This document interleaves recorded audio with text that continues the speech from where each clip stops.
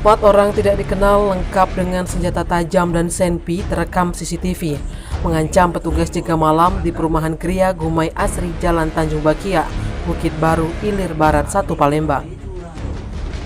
Dalam rekaman CCTV tersebut terlihat jelas 4 OTD datang dengan menggunakan 2 sepeda motor jenis Matic.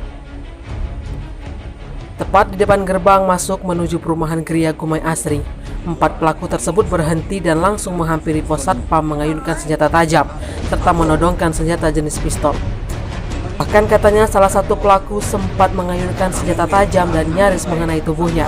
Beruntung dapat ditangkis menggunakan tongkat T. Setelah itu, kata Marwan, ia melemparkan tongkat T tersebut ke arah pelaku yang membuatnya kembali ke motor dan kabur ke arah Tanjung Barat. Sementara itu, saat dikonfirmasi peristiwa tersebut, Kanit Polsekta Ilir Barat 1 Palembang, Ibtu Apriansa, membenarkan peristiwa tersebut.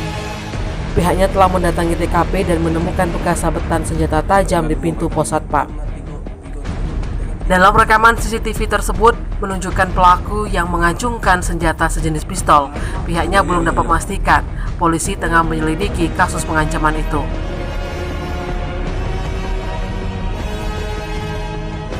Tim Liputan Sumsel Update TV melaporkan.